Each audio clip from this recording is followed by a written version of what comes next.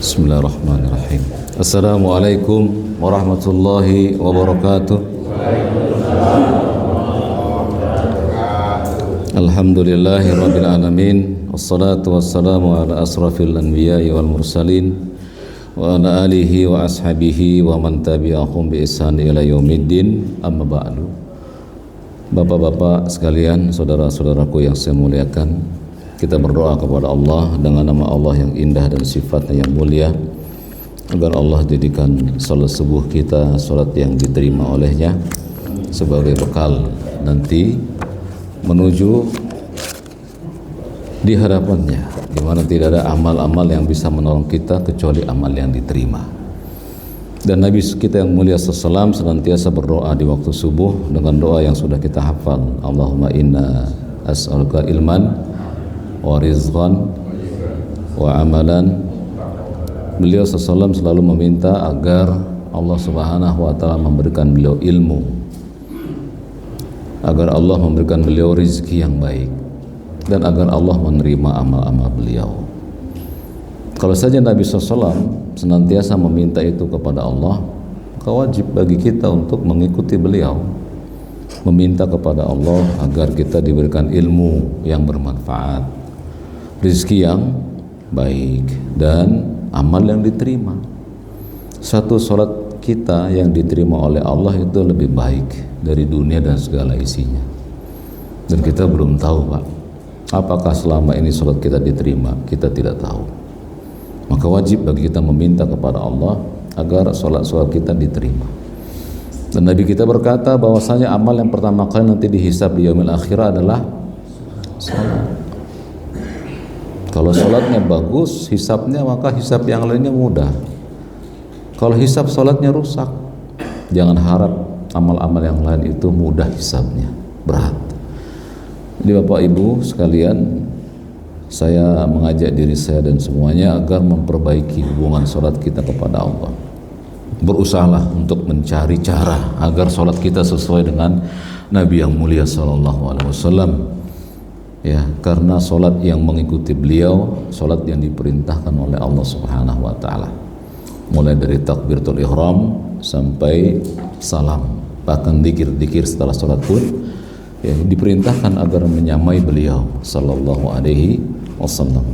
Kita lanjutkan pelajaran kita, yaitu nasihat syariat untuk yang telah berumur.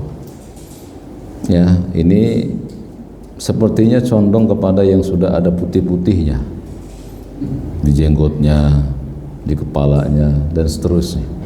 Tapi ini berlaku untuk juga yang belum putih. Ya, karena ajal itu tidak ada yang tahu kecuali Allah. Dan Allah menghidupkan dan mewafatkan sesuai dengan kehendaknya. Jika ia wafatkan di usia muda, maka yang muda siap-siap.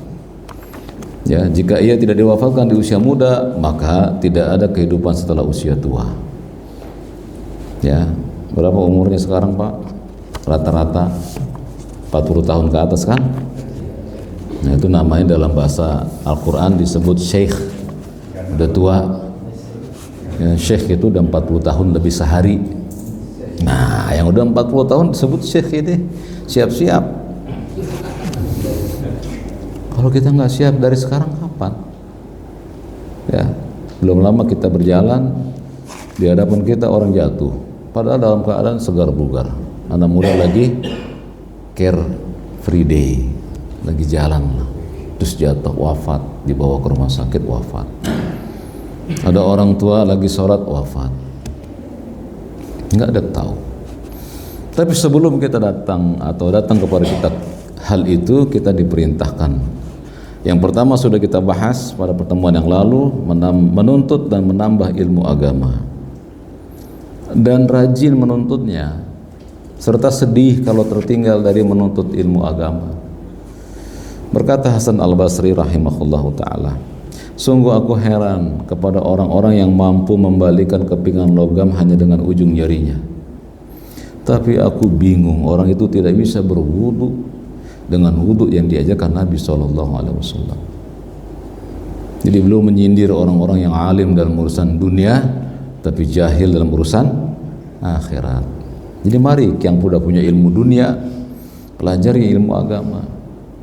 Karena yang ditanya nanti oleh malaikat munkar dan nakir apa Pak? Ijazah S1, S2, S3, atau cukup 3 pertanyaan?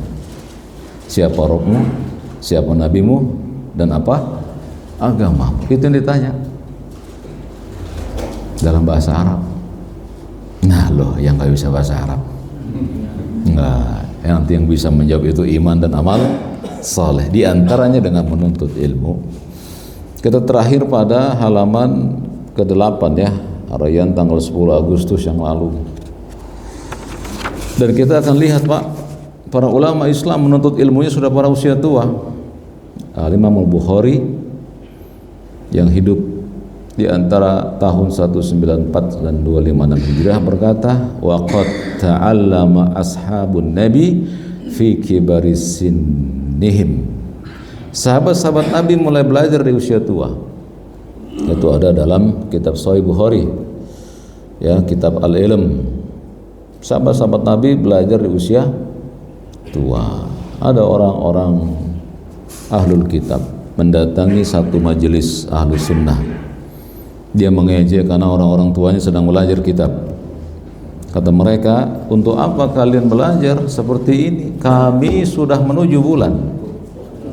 Waalaikumsalam. Kami sudah menuju bulan. Kira-kira kalau kalian digituin gimana Pak? Ngapain kalian ngaji? Kami, negara kami sudah sampai ke bulan. Masih kepala kita garuk-garuk kepala, ini gimana jawabnya ini ya? Aduh, kalah nih kita kaum muslimin. Maka ulama Islam berkata, kalau kalian baru sampai bulan, kalau kami sedang menuju penciptanya bulan, lebih tinggi mana? Nah, belajarlah terus. Kita sedang menuju penciptanya bulan. Mereka baru sampai bulan, baru meneliti bulan itu begini. Kita sampai menuju penciptanya bulan, zat yang menciptakan bulan dan alam semesta, dan semua akan kembali kepadanya. Wa ilaina turja'un. Semuanya akan kembali kepada Allah. Jadi belajarlah kita. Kemudian ada ulama yang nyetor Al-Qur'annya usianya 80 tahun. 80 tahun nyetor bacaannya Pak. Ke seorang ulama qiraah. Usia berapa? 80 tahun. Jadi nggak ada alasan bagi kita untuk nggak belajar. Ya, belajarlah sampai datang kepada kita al-maut. Dengan belajar kalian tahu mana yang tauhid, mana yang syirik, mana yang sunnah, mana yang bidah, mana yang taat, mana yang maksiat. Dengan ilmu kita tahu yang halal dan yang haram. Ada sebagian kaum muslimin mengatakan zaman sekarang yang haram saja susah, apalagi yang halal. Ada nggak yang ngomong gitu? Bapak, jauhnya ucapan ini dari ilmu. Allah sediakan yang halal itu lebih banyak daripada yang haram. Allah sediakan yang halal. Hanya saja manusia itu pengen yang halal itu yang duduk di atas meja, ada komputernya di depan, itu halal. Adapun yang nyari plastik nggak halal. Dari mana dia berkata seperti itu? Ya, bahkan sekarang ternyata yang dianggap haram dan mereka menikmati yang dianggap halal, Allah tampakkan sedikit demi sedikit. Yang mereka anggap halal ternyata haram, ketahuan. Dan Allah yang buka aibnya. Kalau Allah sudah buka aib hamba, tidak ada yang bisa menutup aibnya, nggak ada yang bisa. Tapi Allah tutup aib hamba, nggak ada yang bisa membukanya. Maka mari kita dekati Dia. Ya, fazkuruni adzkurkum. Ingatlah Dia selalu. Niscaya Dia ingat kepada kita. Bagaimana cara kita mengingat Dia? Belajar terus sampai datang kepada kita al-maut. Nasihat yang kedua, memperbanyak mengingat kematian. Nah loh, bukankah ini menjadi pesimis jadinya? Tidak. Kalau saja Nabi tidak mengatakan ini, tentu kita tidak akan lakukan. Karena yang mengatakan ini beliau SAW. Beliau bersabda, aksiru dzikra hadhihi min ladzat. Perbanyaklah oleh kalian mengingat pemutus kelezatan, yakni al-maut. Apa itu pemutus kelezatan? Kematian.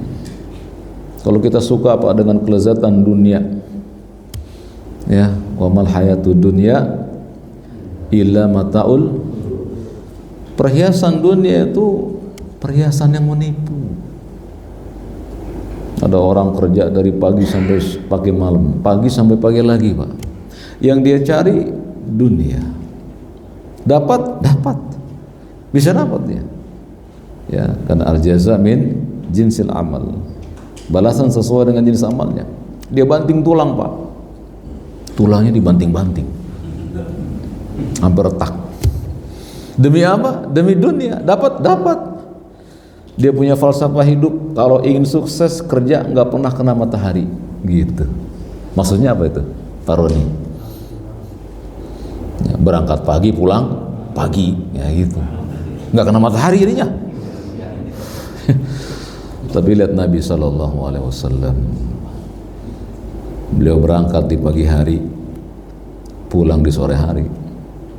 Kemudian beliau tidur pada Isya.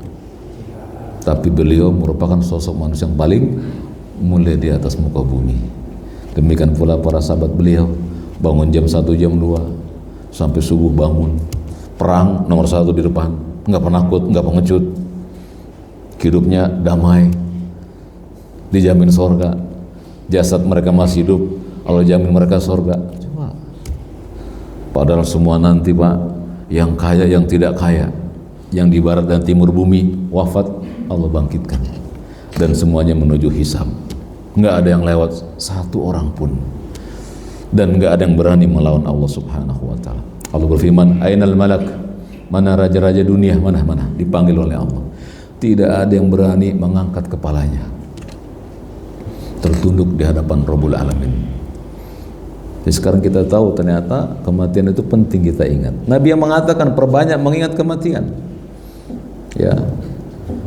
Kenapa kita disuruh banyak mengingat kematian? Bukan menjadi pesimis, bukan. Apabila kita mengingat kematian, Pak, kita tahu kematian itu berat.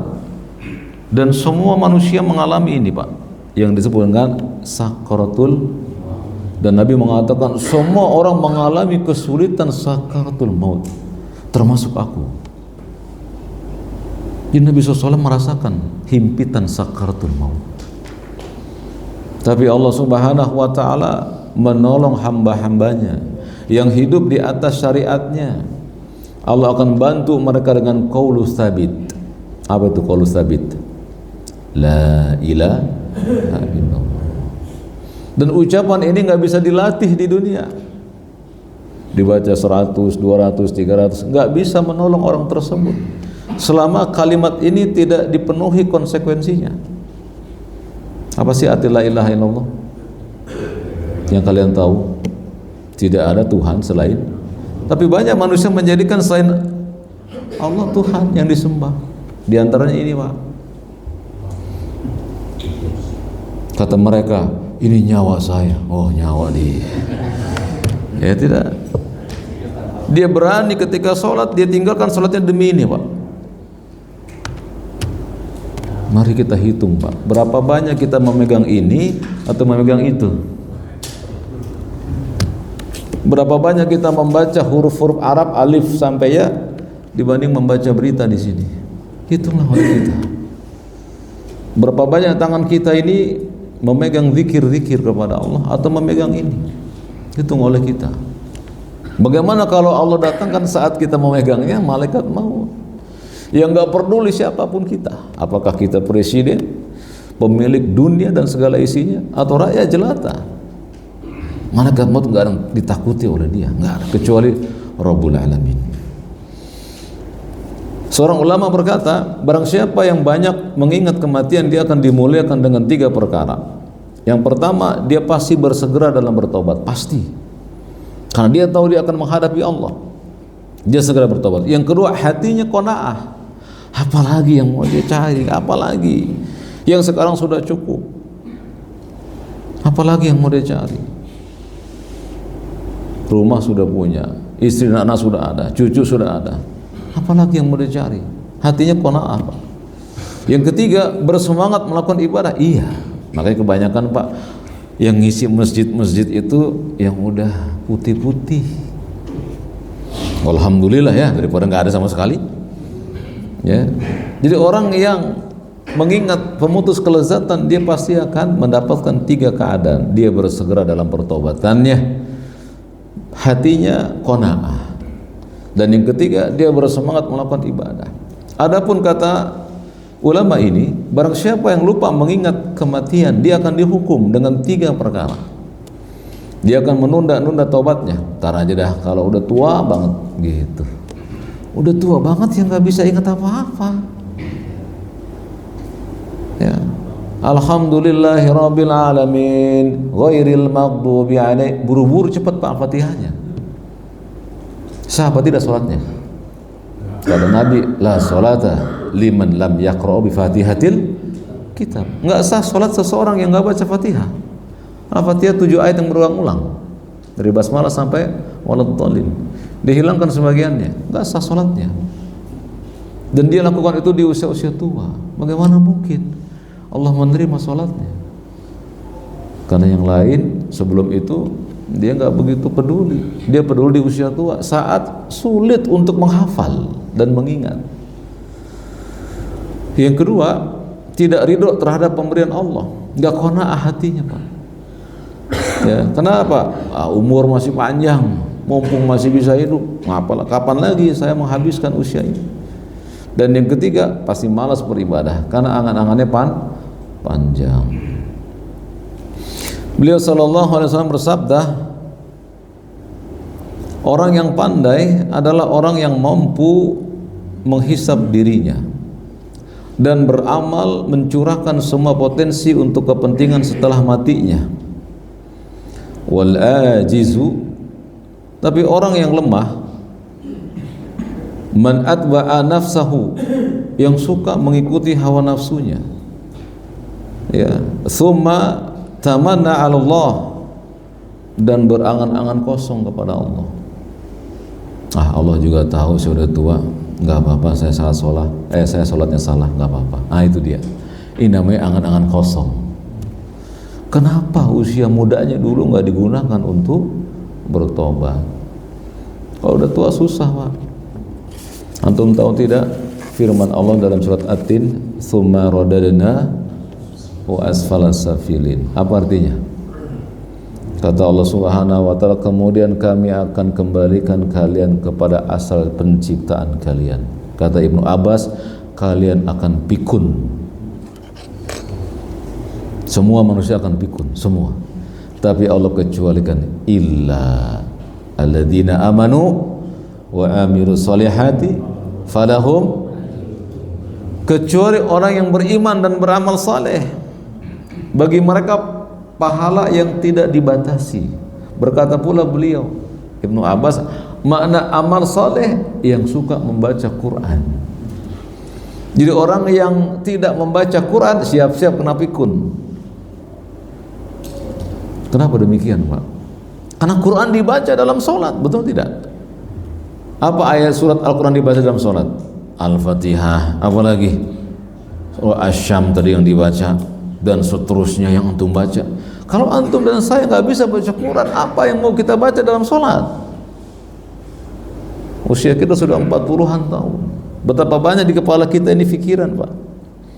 Lalu Al-Quran masuk dalam pikiran kita, banyak hal-hal selain Al-Quran, maka Al-Quran nggak bisa masuk.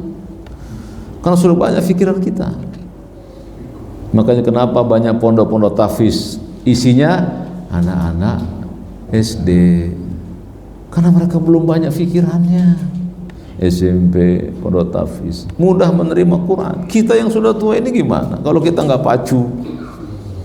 Ayo angkat tangan kita, ya Rob, mudahkan aku untuk kembali kepadamu, jauhilah usiaku dengan usia yang buruk, ya. Jadi yang kedua tadi apa? Memperbanyak mengingat kematian, bukan untuk pesimis, tidak. Wah, kalau saya wafat saya nggak punya ilmunya gimana ini? Gitu Pak. Perbanyak hubungan kepada Allah, banyak baca Quran, pelajari Quran. Yang belum bisa baca Quran belajar, emang malu kita baca Quran alif, ba, ta, tha, jim. Lebih bagus antum bisa membaca alif walau satu huruf dibanding sudah tua nggak bisa ngomong alif, ngomongnya alif, alif-alifan. Masa kita nggak bisa ngomong alif? Kenapa kita mesti bisa ngomong alif? Karena ada surat dalam Al-Quran yang awalnya alif. Kalau kita nggak bisa baca alif, gimana bacanya? Alif, alif. Lakukan usaha untuk bisa membaca Al-Quran. Dan Allah nggak ngelihat kita hafal berapa juz, nggak. Yang lihat nggak. Yang Allah lihat ikhtiar kita. Bagaimana kita ini mengilmui setiap perkara dan hadir di majelis-majelis ilmiah. Untuk apa? Untuk menghilangkan kebodohan kita terhadap Allah. Allah berfirman, Bapak-bapak, fa'lam annahu, wahai manusia, berilmulah bahwasanya tidak ada ilah yang disembah kecuali Allah. Allah nyuruh kita berilmu. Fa'lam itu maknanya berilmulah kalian, ketahuilah oleh kalian. Makanya orang-orang musyrikin jahiliyah, Pak, mereka mengenal Allah, iya, pada rububiyahnya Allah. Allah di atas langit, Allah yang menurunkan hujan, Allah yang menciptakan makhluk. Mereka lolos pada tauhid itu. Gagalnya di mana?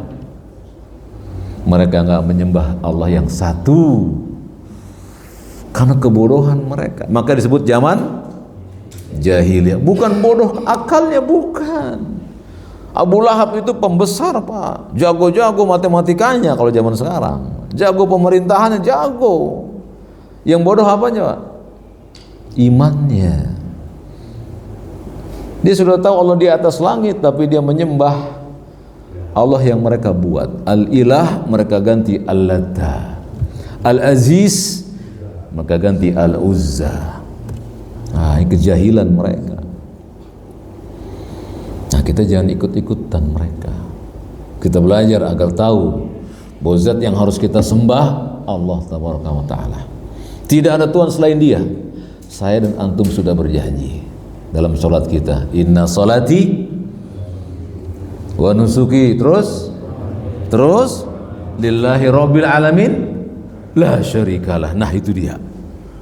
Kita berjanji salatku, ibadahku, hidup matiku hanya untuk Allah, nggak ada selain Allah yang kita tuju. Kenapa saat salat kita bagus kalau banyak orang? Kalau sendirian segan-seganan. Kenapa kalau kita tahu Allah itu melihat kita, kemudian saat kita bersedekah, kalau banyak orang kita kasih yang banyak, sedikit orang kasih sedikit. Kenapa? Ada apa ini kita? Ya. Jadi mengingat kematian itu penting, Pak, karena seluruh Nabi dan Rasul yang diwafatkan oleh Allah mengalami kesakitan saat sakaratul maut. Jadi gimana caranya supaya nggak sakit? Ikutin apa yang dulu Nabi ajarkan kepada kita, yaitu memperbanyak mengingat kematian dan menyiapkan bekal untuk itu. Bekal yang paling utama menghadap Allah apa? Sebaik-baik bekal adalah takwa. Apa sih takwa itu, Pak? Nah, takwa itu bahasa yang paling mudah apa? Takut, ya kan? Takut kepada Allah, takut. Kenapa banyak pelaku maksiat enggak takut sama Allah, Pak? Dia STMJ, sholat terus maksiat jalan, enggak takut sama Allah. Dengan sholatnya dia enggak takut. Pada sholatnya nanti akan menjadikan saksi. Ya. Itu yang kedua. Yang ketiga, menjaga hati dengan senantiasa ikhlas kepada Allah dan berbaik sangka kepada Allah atas segala sesuatu yang terjadi dan menimpa. Udah 3 nih, Pak, kita ya. Yang ketiga, menjaga hati dengan senantiasa ikhlas. Apa itu ikhlas? Kata Pak Saryanto, saya kasih nih Pak Badano minuman. Kata Pak Badano, ikhlas nggak? Ikhlas. Apakah itu ikhlas? Gitu. Ya, ikhlas itu, Pak, dijelaskan oleh para ulama. Ikhlas itu murni.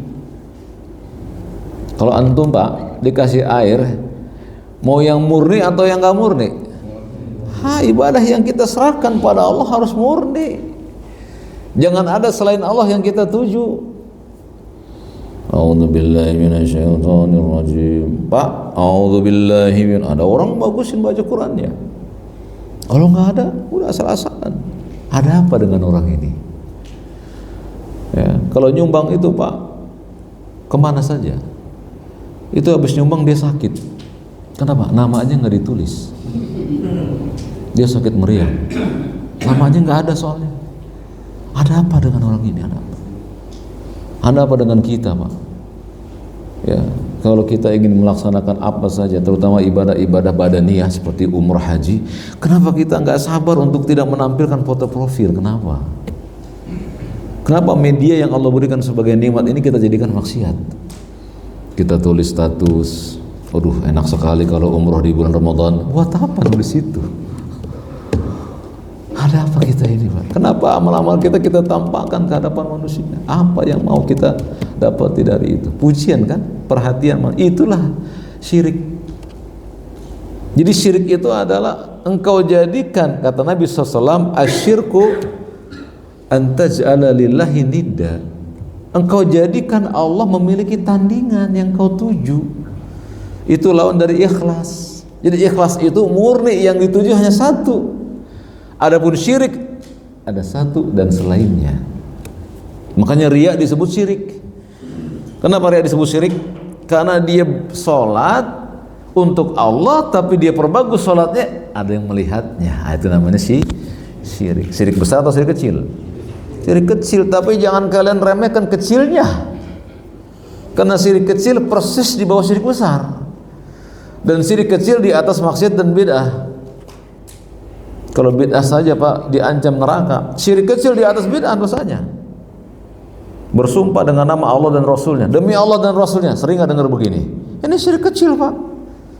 Ucapan orang mengatakan kalau bukan bantuan Allah dan antum, pakai kalimat dan, syirik kecil. Kalau bukan karena Allah dan antum, saya nggak bisa kerja di sini. Syirik kecil. Dosanya lebih besar daripada maksiat dan bid'ah, lebih besar. Karena itu pintu gerbang menuju syirik besar. Tuh Pak, hati-hati Pak ngomong gitu. Kalau bukan karena Allah dan kamu, saya nggak bisa kerja di sini. Itu syirik kecil. Lalu gimana caranya? Ganti dan dengan summa. Kalau bukan karena Allah, kemudian engkau, aku nggak bisa kerja di sini. Baru sahih Pak. Satu kata saja, wow dengan summa, berbeda artinya. Summa jadi sahih, wow jadi syirik. Bagaimana kalau kita nggak belajar Pak? Demi Allah dan Rasulnya, syirik kecil. Sering kan orang ucapin gitu kan? Demi Allah dan Rasulullah, syirik kecil. Bersumpah harus dengan nama apa?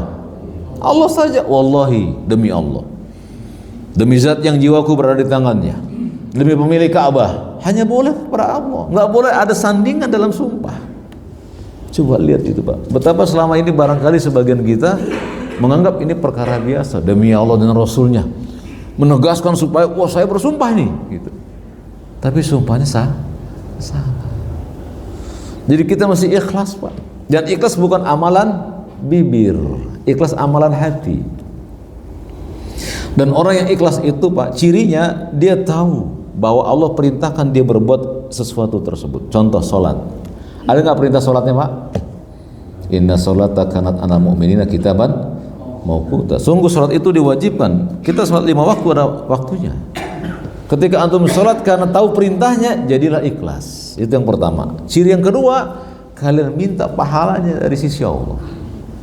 Ya Allah, aku salat ini aku nggak peduli dengan orang lain. Orang itu mau melihat, aku akan salat kepadamu. Namanya orang ini ikhlas Pak.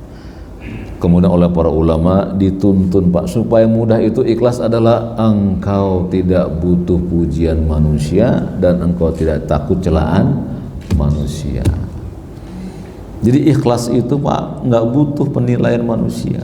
Mau ngomong apa kek EGP, mau gue pikirin.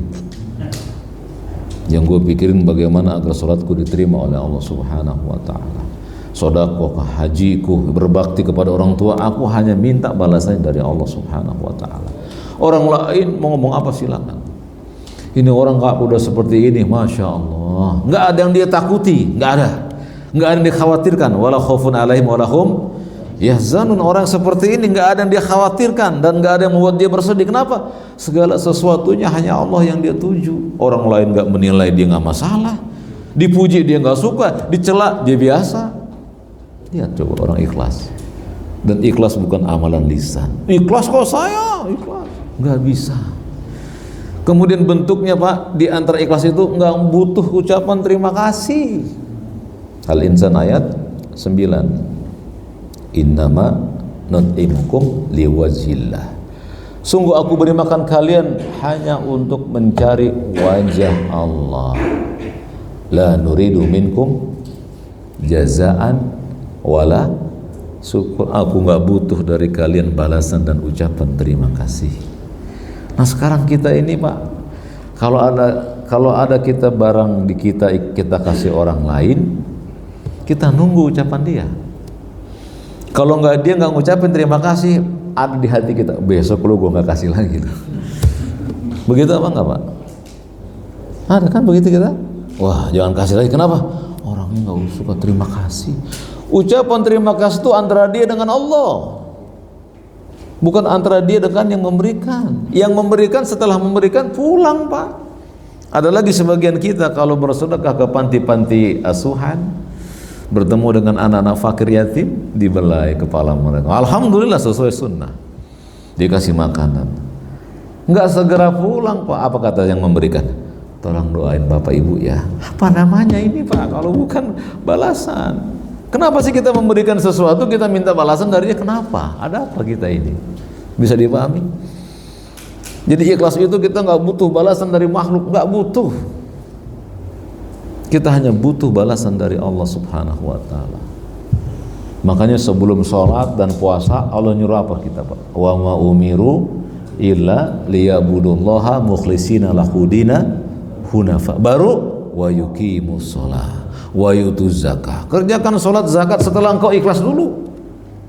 Pentingnya keikhlasan ini Pak. Bahkan ikhlas merupakan modal dasar bagi semua amalan. Kata Nabi SAW, innallaha, semoga Allah tidak akan menerima, la yaqbalu minal amal, tidak akan menerima satu amal pun illa kana lahu mukhlishan lahuddin, kecuali pelakunya ikhlas karena dia semata, wabtughiya bihi wajhahu, dan hanya mengharapkan wajah Allah. Jadi ikhlas itu gimana Pak? Ikhlas itu nggak butuh pujian dan tidak takut celaan, gitu Pak. Ada yang sudah berangkat haji di sini? Banyak kan? Banyak haji ya. Assalamualaikum Pak. Nggak jawab. Assalamualaikum Pak Haji. Waalaikumsalam. Apa hajinya ini? Hajinya dipertanyakan. Jadi dapat haji untuk dipanggil Pak Haji. Hal yang demikian ada pada diri kaum muslimin. Ya. Seorang sahabat Nabi bernama Abu Umamah Al-Bahili berkata, Ja'a rajulun ila Nabi sallallahu alaihi wasallam faqal.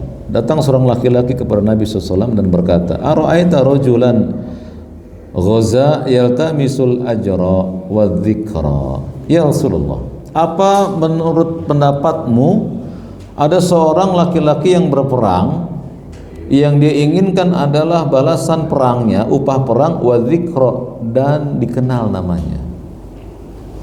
Nah ini Pak, jadi perang-perang itu Pak yang kita anggap jihad fisabilillah, mungkin di hadapan manusia kita akan memberikan gelar itu Pak, jihad mujahidin fisabilillah.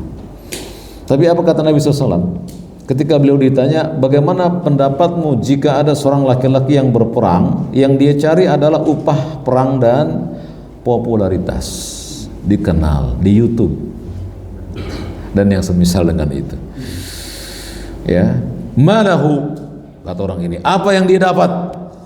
Faqal Rasulullah SAW, la syai'un lahu, orang ini nggak dapat apa-apa kecuali apa yang diniatkan. Innamal a'malu. Orang itu mengulang lagi pertanyaan sampai 3 kali. Nabi tetap menjawab, la syai'a lahu, nggak dapat apa-apa dia. Kemudian beliau mengatakan, innallaha la yaqbalu minal amal ila ma kana lahu khalisan wabtughiya bihi wajhuhu. Sungguh Allah tidak mau menerima satu amal pun sampai pelakunya ikhlas dan mencari wajahnya. Kenapa Nabi mengatakan mencari wajah Allah? Itu keikhlasan tingkat tinggi Pak. Karena kenikmatan yang paling besar, kenikmatan apa tuh Pak? Masuk surga atau orang lain? Melihat wajah Allah, kenikmatan yang paling besar. Nanti penduduk surga Pak akan ditanya oleh Allah, bagaimana dengan kenikmatan ini? Mau aku tambah? Ini sudah paling maksimal ya Rabbi. Apalagi yang bisa kami dapatin dari kenikmatan surgawi ini? Allah sibak wajahnya. Itulah kenikmatan tertinggi dari seorang hamba, melihat wajah Rabbnya. Makanya saat ini kita hanya bisa tulisan Allah alif lam lam ha, dibunderin, nggak tahu. Bahkan seluruh Nabi dan Rasul tidak ada yang pernah melihat wajah Allah, tidak ada. Nabi SAW saat Mi'raj nggak bertemu dengan wajah Allah. Ada apa Pak? Ada hijab berubah cahaya. Nggak bisa. Nanti Pak, ya orang-orang beriman akan melihat wajah dan Allah akan sibak wajahnya. Jadi kenikmatan luar biasa ini. Ya, jadi orang ini berperang Pak. Yang dia inginkan adalah upah peperangan, rampasan perang, dan ketenaran. Jadi kalau antum Pak dan saya berbuat sesuatu, nggak usah diliput. Mau masak diliput, mau tidur diliput, mau sholat diliput. Apa fungsinya apa? Kecuali antum dagang, bikin comro, liput cara bikin comro, jual kontennya, silakan, boleh. Kalau mau sholat, apa yang mau dijual? Kecuali mengajarkan sholat, bagaimana Nabi sholat, mulai takbir sampai salam, silakan, ajarkan itu. Tapi dijual, ada apa ini? Ya, jangan sampai sebagaimana orang ini, dia perang untuk mendapatkan upah peperangannya dan untuk dikenal. Maka kata Nabi, la syai'a lahu, orang ini nggak dapatkan apa-apa di akhirat. Ya. Kemudian pada poin yang ketiga ini, kita juga disuruh untuk berbaik sangka pada Allah. Kasus yang terjadi, demonstrasi belum lama di negeri kita ini dan lain-lain.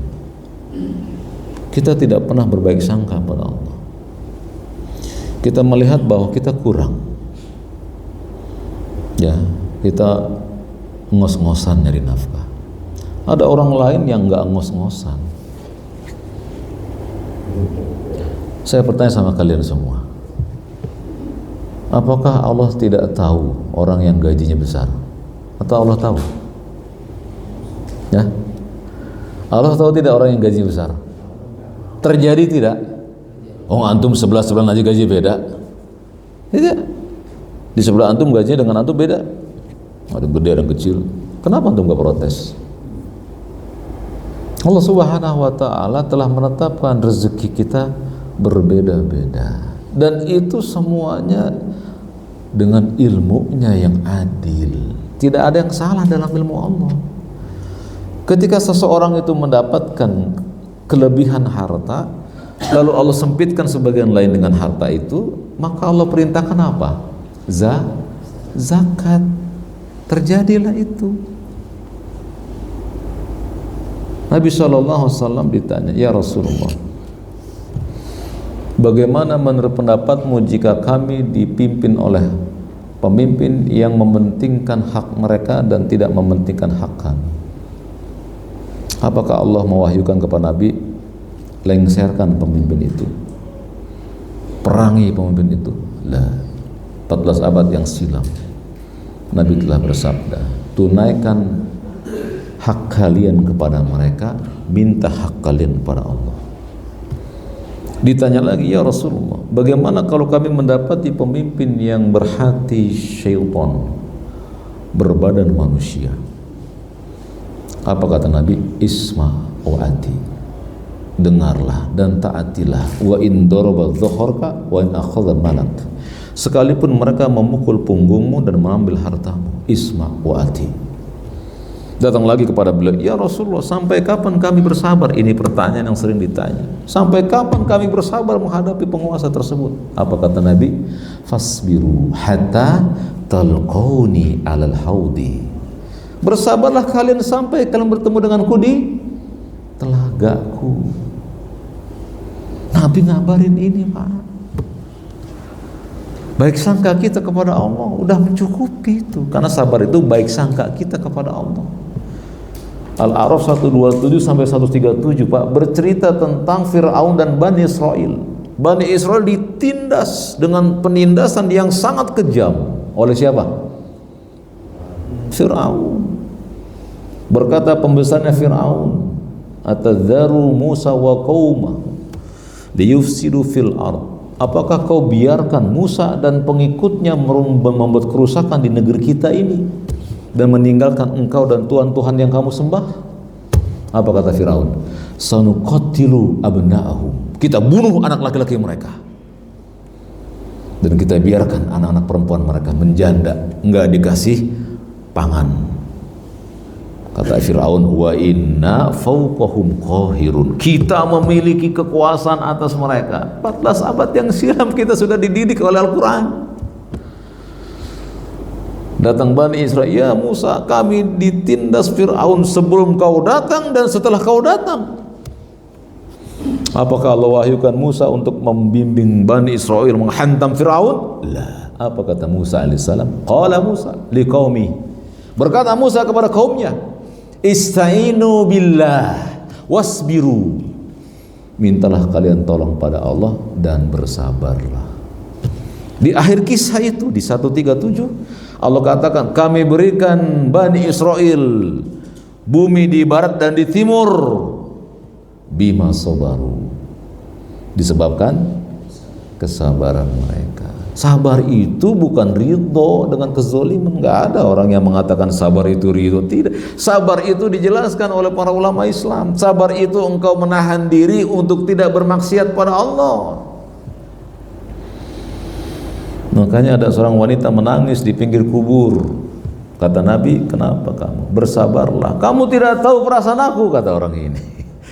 Dikabarkan kepada wanita yang menegur engkau Rasulullah. Maka dia kembali ke Rasul. Ya Rasulullah, maafkan aku tidak tahu kalau yang menegur itu adalah engkau. Kata Nabi apa? Sabar itu di awal musibah.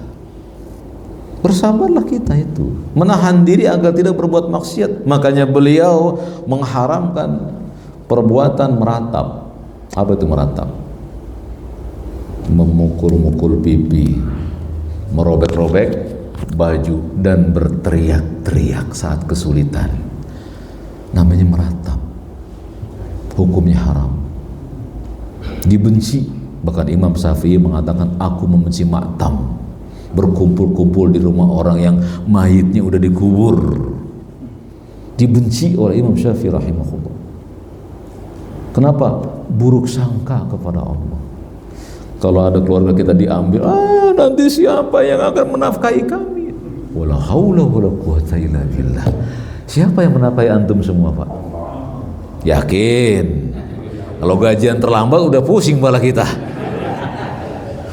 Demo ke atasan kita. Ayo kita jujurlah kita kepada Allah. Yang berikan kita makanan bukan manusia, bukan. Banyak kisah, Pak, di mana anak-anak kecil dibuang oleh ibunya karena perbuatan zina mereka. Dibuang di tong sampah, dibuang di kebun-kebun. Hidup apa mati? Hidup bayinya, Pak. Siapa yang ngasih makan? Bayangkan, Pak. Kita ini hanya wasilah saja, Pak, ngasih istri kita makanan dari pekerjaan kita. Kita nggak ngasih makan dia, istri kita hidup, Pak, karena bukan kita yang menghidupkan dan mematikan dia. Nah, kita belajar akidah, Pak, supaya tahu dialah zat yang mematikan dan yang menghidupkan manusia. Tidak ada yang lain. Nggak boleh kita yakini adanya zat yang menghidupkan dan mematikan manusia. Tidak boleh. Kekufuran yang nyata. Berkata Jabir bin Abdullah, dia pernah mendengar sabda Rasulullah saat 3 hari sebelum wafatnya beliau. Lihat, Nabi SAW sebelum wafat berkata, Pak, ya, agar manusia itu harus baik sangka kepada Allah dengan ucapan beliau yang mulia, la yamutanna ahadukum illa wa huwa yuhsinu billahi dhann. Coba lihat itu, Pak. Janganlah salah seorang di antara kalian meninggal melainkan dia harus baik sangka kepada Allah. Karena Allah berfirman dalam hadis qudsi, ana inda dhanni abdi bi. Aku sebagaimana sangka hambaku. Kalau hambaku berprasangka baik, khairul lahu, baik baginya. Kalau hambaku berprasangka buruk, buruklah baginya. Ya, ketika kalian dan saya gajinya terlambat, biasa tanggal 28, ini tanggal 1 nggak gajian, santai saja Pak. Ada hikmah di balik keterlambatan gaji tersebut. Jangan salahkan siapa-siapa. Wah ini gara-gara si fulan, gara-gara si fulana. Bukan. Lihat Nabi Yunus alaihissalam. Ketika beliau menolak berdakwah di tempat yang Allah perintahkan dakwah, kemudian beliau keluar dari tempat tersebut. Lalu ditakdirkan beliau dimakan oleh apa? Nabi Yunus, ikan paus. Wafat atau meninggal? Wafat atau hidup? Apa yang dilakukan oleh Nabi Yunus dalam perut ikan? Apa doanya? La ilaha illa. Lihat di akhir doa itu apa?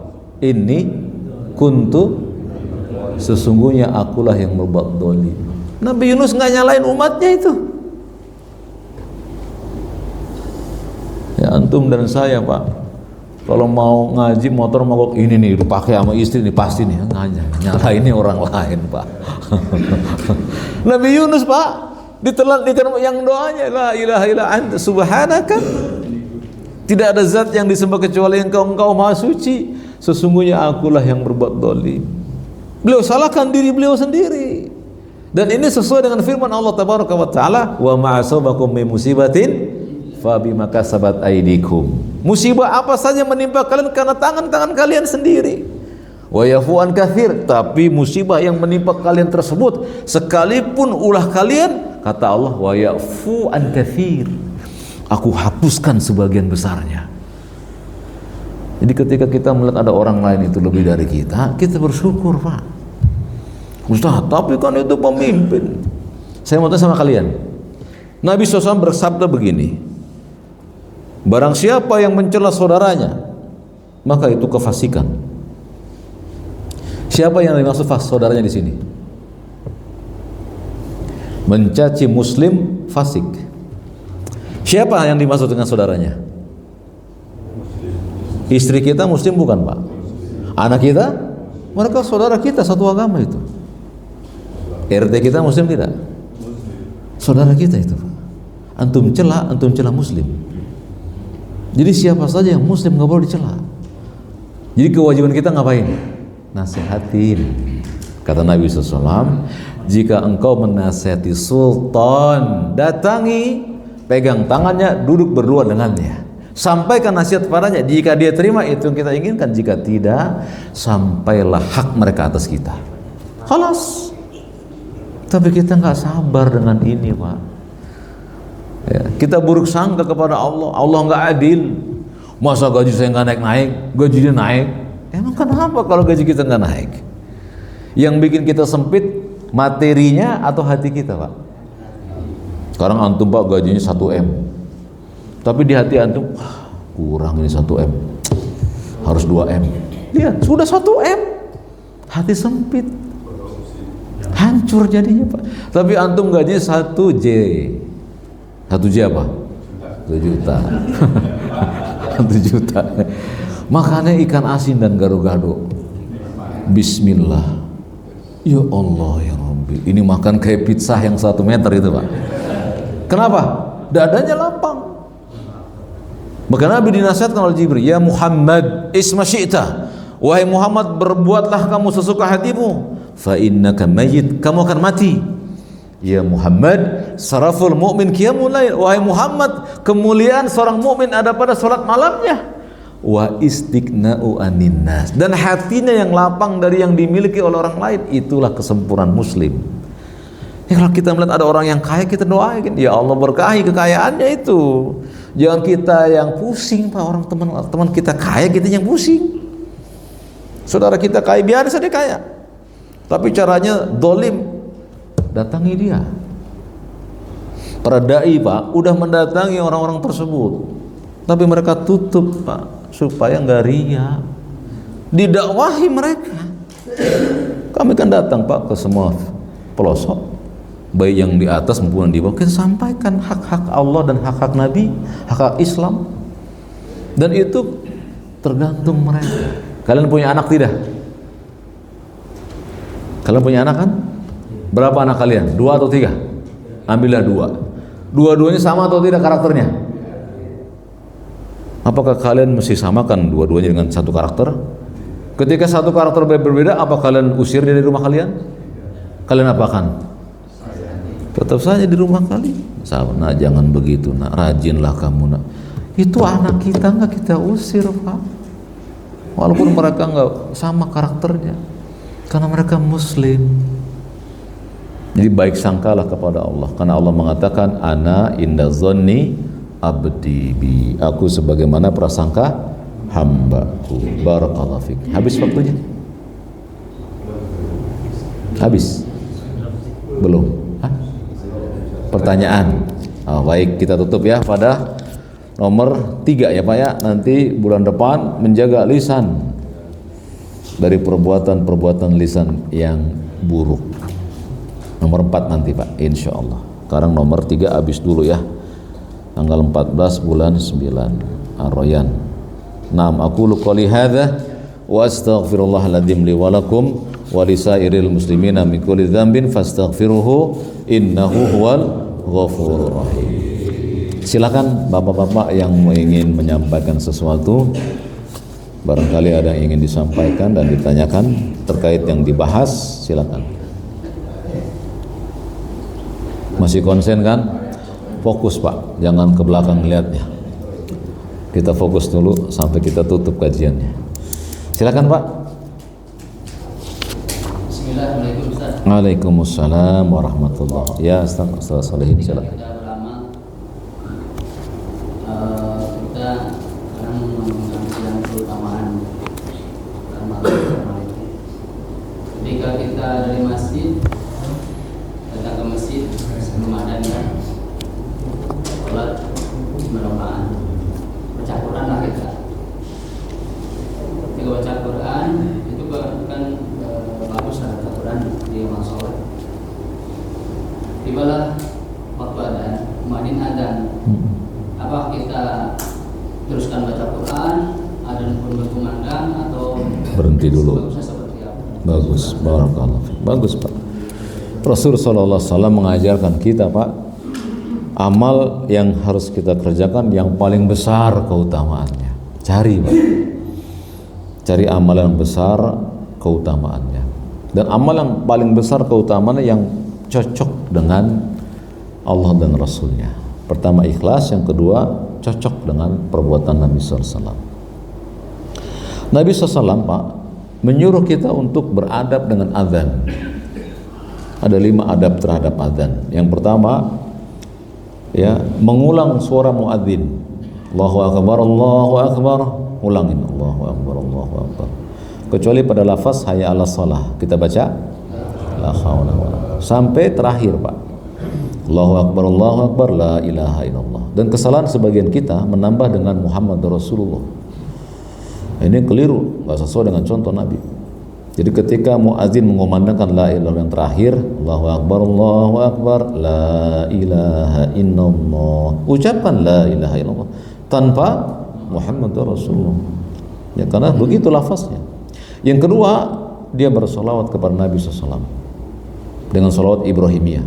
Allahumma sholli ala Muhammad wa ala sampai innaka hamidum.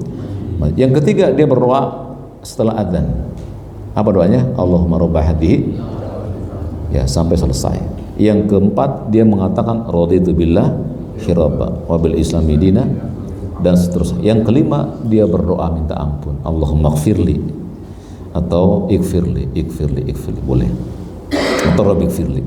5 adab ini diajak Nabi SAW dari beberapa hadis. Jadi ada orang yang datang ke masjid awal, dia sholat tahiyatul masjid, dia baca Quran, kemudian patikno azan, kan muadzinnya patikno ya. Ketika patikno udah gergek udah menyiapin azan ini, nah, sebelum dia Allahu Akbar terus baca Qurannya. Apalagi di situ belum dibolehkan wakaf sampai ayat terakhir. Kemudian azan, Allahu Akbar, berhenti Qurannya, baca Allahu Akbar sampai selesai, sampai dia baca Rabbik firli. Kemudian dia lanjutkan baca Qurannya, lalu dia berdoa kepada Allah. Karena demikian, karena Nabi SAW doa yang dikabulkan di antara 2 azan. Baca Quran, doa antum. Itu luar biasa Pak hadiahnya. Hadiahnya membaca Quran dapat, hadiah doa di antara dua adzan dah dapat. Jadi jangan jangan biarin saya pengen lebih. Betul Pak, satu huruf dari Al-Quran 10 pahala. Kata Nabi, man qara harfan min kitabillah falahu bi hasanah wal hasanatu bi asyri amsalihha. Satu hurufnya 10 pahala. Tapi Nabi juga ajarkan kepada kita bagaimana menyikapi adzan. Jadi yang bagus gimana Pak? Menghantam dua dalil atau dua-duanya dijalankan? Kata para ulama, yang bagus itu Pak, jika ada dua sunnah, amalkan dua-duanya kalau bisa. Ya, jangan diaduin, pasti ada yang gugur nantinya. Apalagi yang wajib. Ustaz, saya nggak bisa ngaji, kenapa emang? Saya berbakti sama orang tua. Ngaji wajib, berbakti wajib tidak? Jangan diadu, nanti ada yang gugur. Kerjain bareng-bareng. Ngajinya seminggu sekali, berbakti tiap hari. Jalan tuh dua. Demikian pula baca Quran ketika adzan berhenti, kemudian jawab adzan dapat pahala, terusin Quran sedikit, berdoa. Oh, berapa kali itu dapat? 3 kali kan? Baca Quran, menjawab adzan dan berdoa di antara dua adzan. Itu yang sebesar-besar keutamaan. Bagaimana kalau Jumatan? Masuk Jumat, muazin lagi adzan. Apakah tahiyatul masjid dulu atau menunggu adzan dulu? Kan bukan begitu kalian kan? Saya suka lihat di masjid ini orang tuh diri aja gitu kan. Gitu. Nah, di sini khilaf para ulama ini. Ini bagus pembahasannya ini. Mana yang afdol? Apakah dia jawab adzan dulu lalu dia sholat, atau dia sholat saja? Ya, nanti azannya dia nggak jawab. Dilihat kondisinya Pak.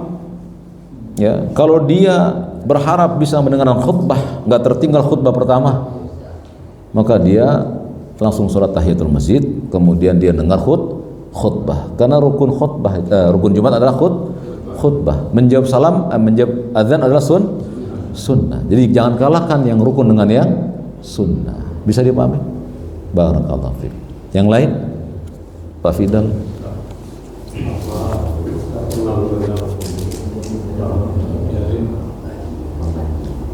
Untuk menyampaikan atau jadi atau menyampaikan sesuatu agama itu kita harus bertahu agama dan katakan untuk bisa berbicara dan berbicara. Maupun yang kita menyampaikan pada media sosial, share yang bagus-bagus dan sebentar. Apakah kalau dia mengatakan itu saya wajib tanya kepada keluarga anggota. Iya. Barakallahu fiik. Apa hukumnya Pak kita menyampaikan nasihat di media sosial ya di zaman sekarang seperti ini? Padahal kita belum menguasai banyak ilmu misalnya. Berdakwah itu ada beberapa tingkatan. Dakwah yang besar itu dakwahnya para alim ulama. Mereka berdakwah ke negeri-negeri kafir. Ya, para dai-dai yang berdakwah ke masjid-masjid. Ini dakwah yang tidak boleh dilakukan kecuali dengan ilmu dan basirah. Dakwah yang kedua bersifat umum, siapa saja berdakwah. Suami dakwahkan kebaikan kepada istri dan keluarganya. Ya, atasan dakwah kepada bawahannya, bawahan ke atasan, ajak saja. Nah, dakwah seperti ini nggak dibutuhkan Pak. Nggak dibutuhkan ilmu yang sangat komplit sebagaimana dai. Cukup antum melihat hadisnya sahih.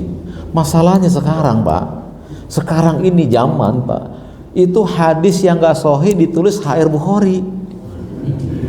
Kan gampang, antum copy paste, antum ganti belakangnya HR Bukhari. Ada orang baca, wah Bukhari hadis sahih nih, sebar.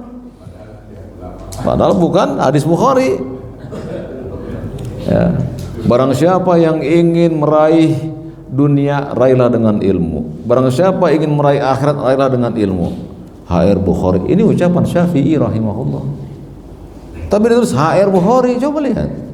Ya kan? Itu dia. Jadi kalau nggak tahu tanya dulu. Ini Ustadz, ini bener nggak sih hadisnya gitu? Nanti dicek. Ada nomornya nggak? Ada, dicek nomor. Bukan ini nomornya. Bohong berarti. Nggak diriwayatkan oleh Bukhari misalnya. Jangan di-share. Jadi walaupun kita dibolehkan men-share, tapi pastikan yang antum share yang sah. Kalau Al-Quran ada nggak yang nggak sah? Nggak ada. Ya, orang pada menghafal semua. Makanya yang paling aman kalau antum ingin men-share Al-Quran, Pak. Paling aman itu, Pak. Ya, tulis di situ. Surat ini, ayat ini, share. Nah, itu paling aman, nggak ada lah yang nolak itu, Pak. Siapa yang bisa memalsukan Al-Quran? Nggak ada. Kalau hadis, Pak, bisa. Atau cerita panjang, cerita khurafat, bawahnya barang siapa yang menyebarkan kebaikan di bawah. Hadisnya sahih, tapi buat dukung yang atas. Ya, jadi share-lah, Pak, yang baik-baik. Tapi ingat, Pak, Nabi kita berpesan, kafa bil mar'i ithman, cukuplah seseorang disebut pendosa apabila dia menyampaikan apa saja yang dia dengar. Dengar, share, baca, share. Nggak boleh, tabayun dulu, teliti lebih dahulu kalau ada berita itu. Ya, jangan langsung main share. Ya, jadi ini, Pak, nanti akan menjadi saksi. Tangan-tangan kita menjadi saksi. Kamu nge-share apa? Di-share, ditanya. Saat itu mulut ditutup. Al-yauma nakhtimu ala afwahihim wa tukallimuna aydihim wa tashhadu bima kanu yaksibun. Pada hari itu mulut ditutup, tangan jadi berbicara, kaki jadi ngobrol untuk menyampaikan apa yang dulu kalian kerjakan. Gitu, Pak Fidal? Habis waktunya. Baik, teman-teman, 3 poin atau 2 poin yang kita bahas tadi, semoga bisa bermanfaat, ya. Baik, Pak, masih ada, boleh? Ayo, silakan, Pak. Tentang hati, ikhlas. Jika kita berlebihan dari harta atau dari segala hal, terus kita berbagi kepada saudara. Nah, di dalam berbagi doang ada lebih. Begitu kita berbagi, kita coba dari saudara kita lain, mereka besar saya masih perhatikan. Bagaimana? Iya, jadi gini, Pak, kalau kita ngasih saudara kita yang berlebih, jangan bilang sedekah, jangan. Jangan bilang zakat. Nah, ini kesalahan kita kalau kita ngasih orang fakir, kita bilang ini ada sedekah, ada zakat. Jangan, Pak, ini ada sedikit pemberian dari kami. Cukup gitu. Jadi nggak menyusahkan hatinya. Allah mengatakan, ya ayyuhalladzina amanu la tubtilu shadaqatikum bil manni wal adza. Jangan kamu iringi sedekahmu itu dengan ucapan yang menyakitkan pemberinya. Jadi kalau saudara kita itu orang berada, kita kasih, dia pasti meremehkan kita. Akhirnya kita, oh besok gue nggak kasih lagi loh, gitu ya. Nih ada sedikit nih rezeki, tolong dong cicipin bareng-bareng. Atau kasih ponakan kita. Kalau bapaknya nggak mau, kasih ponakan, ya kan? Kan ada ponakan-ponakannya, atau cucu keponakan, dan seterusnya. Dan niatkan di hati kita, saya berikan ini karena ada perintahnya. Saling berbagi, ada perintahnya nggak? Ada. Fa'ahsinu, itu dia. Berbuat baiklah kalian. Itu salah satunya berbuat baik. Kalau dia nolak, ya sudah, jangan sebel kita. Kan hak dia untuk menolak, betul tidak? Jadi orang ikhlas itu, Pak, ditolak, ya biasa aja, santai. Oh, udah berbuat baik kok, selesai, ya kan? Orang yang nggak ikhlas itu, Pak, kalau ditolak dia sedih. Ngapa saya ditolak ya? Emang kenapa kalau ditolak? Nabi SAW ditolak pemberiannya oleh paman-pamannya, ditolak. Nggak mau pamannya menerima pemberian beliau, nggak mau. Dan Nabi tetap saja berbuat baik kepada pamannya. Sampai pamannya sakaratul maut, apa ucapan Nabi? Ya ami kul la ilaha illallah. Pamanku, ucapan tetap disayangi oleh beliau. Apalagi dia muslim, ya Pak. Saudara bapak, kakak bapak, adik bapak, ya. Ketika kasih dia nolak, kasih yang lain. Ponakannya, anaknya dia, dan lain-lain. Dan kalau nggak kasih duit, kasih sesuatu yang aneh, Pak.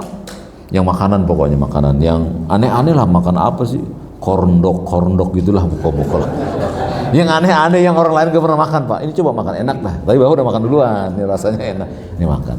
Berikan mereka itu pemberian yang menyenangkan hati mereka. Kalau ditolak ya nggak masalah, nggak usah marah kita. Orang sok tahu nih ya, kamu sok tahu, sombong kamu. Dikasih nggak mau, nggak usah begitu. Itu hak dia yang menolak, ya kan? Dan Allah tahu nggak apa yang ada di hati bapak? Innallaha alimum bidzati sudur. Allah tahu kok hati bapak ikhlas ngasihnya, tapi dia tolak, ya udah nggak apa-apa, bawa pulang lagi. Apa pahalanya hilang? Tidak. Tetap dicatat orang yang bersedekah. Jadi orang yang bersedekah itu, Pak, yang dilihat oleh Allah apakah sedekahnya nyampe atau tidak? Enggak itu yang dilihat. Yang dilihat hati Anda. Kan gampang tuh, Pak, Islam. Ya tidak. Jadi jangan ini sampai apa enggak ya? Enggak usah pikirin. saya nyumbang ke masjid nih, nggak diterus, pasti sampai di sisi Allah. Mungkin sama masjid nggak nyampe, di sisi Allah sampai atau tidak? Selesai. Jadi pikiran orang muslim itu santai Pak, di rumah udah sedekah nggak mikirin, ini jangan-jangan DKM make duit, nggak gitu, pasti sampai ke sisi Allah. Itu urusan DKM atau urusan orang yang kita berikan sedekah. Bisa dipahami? Ya, jadi berbaik sangkalah pada Allah dan hamba-hamba Allah Pak. Jangan buruk sangka. Ini orang udah buruk sangka, pusing nggak bisa tidur. Mendingan kita mudah tidur ya. Demikian barangkali ya yang nanti kalau ingin bertanya di sesi yang berikutnya. Terima kasih kepada semuanya. Kita berdoa kepada Allah dengan nama Allah yang indah dan sifat yang mulia, agar Allah jadikan umur kita umur yang berkah, umur yang di dalamnya kita rajin untuk beramal soleh, ilmu yang bermanfaat yang kita tuntut untuk menentukan soleh atau tidak solehnya amal Pak. Jadi banyak orang yang mengetahui kalimat soleh, amal soleh, tapi dia nggak soleh. Jadi dengan ilmu kalian tahu mana yang soleh, mana yang tidak. Kita mohon pada Allah agar Allah isi kita dengan kesolehan. Amin ya rabbal alamin. Terima kasih kepada semuanya. Kita tutup dengan kafaratul majelis. Subhanakallahumma wa bihamdika asyhadu an la ilaha illa anta astaghfiruka wa atubu ilaik. Wassalamualaikum warahmatullahi wabarakatuh.